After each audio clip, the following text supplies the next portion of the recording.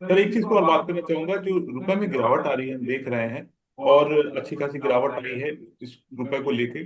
और इसका जो आपने विदेशी मुद्रा भंडार वाली बात की थी, रुपए को बचाने के लिए विदेशी मुद्रा भंडार पे झटका लगेगा। प्रधानमंत्री नरेंद्र मोदी ने भी ये बात की थी कि विदेशी मुद्रा भंडार को बचाना है। और अभी जो आंकड़े आए हैं आरबीआई के कल, उसमें हमने देखा भी कि 8 अरब डॉलर से ज्यादा का झटका लगा भी है विदेशी मुद्रा भंडार में। सर इसमें जो वित्त आयोग के अध्यक्ष हैं अरविंद गंगड़िया जी, उन्होंने आरबीआई को एक सलाह दी थी कि रुपए को गिरने देना चाहिए, उसको संभालने के लिए हम जाएंगे तो विदेशी मुद्रा भंडार खाली हो जाएगा।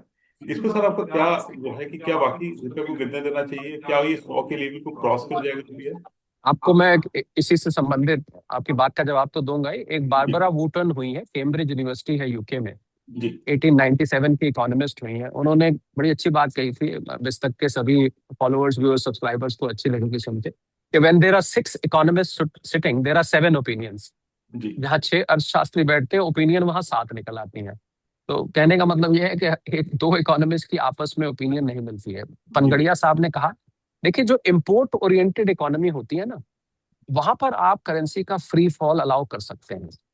चाइना और जापान ने वहां पर येन है, वहां पर युआन है, वहां पर येन है, इन्होंने कुछ समय पहले जानबूझ के अपनी करेंसी को डीवैल्यू किया था, जी because they are both export oriented economies. तो जब एक्सपोर्ट ओरिएंटेड इकोनॉमी है तो करेंसी के वीक होने से एक्सपोर्टर्स को फायदा होता है, आपकी इकोनॉमी को स्ट्रेंथ मिलती है। पर हम क्या है, हमारे यहाँ करंट अकाउंट डेफिसिट है, हमारा बैलेंस ऑफ पेमेंट नेगेटिव में है। हम एक इंपोर्ट पिछले अप्रैल का मैं अगर अगर ट्रेड डेफिसिट लूं तो जी 28 बिलियन डॉलर का है, CAD current account deficit. 28 billion dollar केवल अप्रैल, मतलब 28 बिलियन डॉलर का हमने इंपोर्ट ज्यादा किया और एक्सपोर्ट कम किया। ये बताता है सौरभ कि हम एक इंपोर्ट ओरिएंटेड इकोनॉमी है। जी तो इंपोर्ट ओरिएंटेड इकोनॉमी में जब आप रुपया फ्री फॉल होता रहेगा तो उससे आपका इंपोर्ट का बिल बढ़ता जाएगा।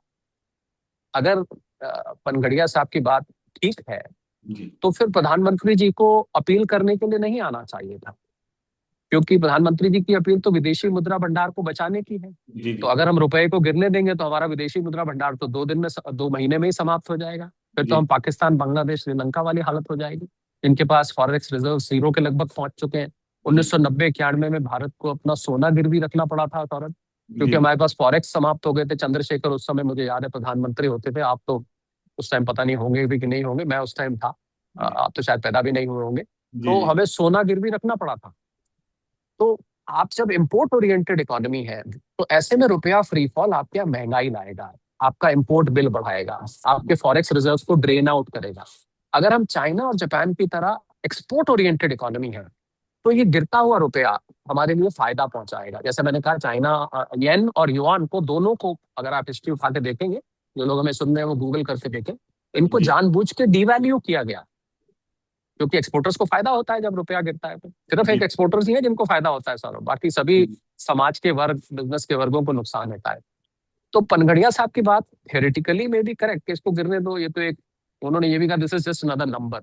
जी जी परंतु अगर अगर ये खाली नंबर होता, मैं उनको उनकी आलोचना नहीं कर रहा, मैं बहुत सम्मान करता हूँ अरविंद जी पनगड़िया का, बहुत रिस्पॉन्सिबल पोस्ट पर है।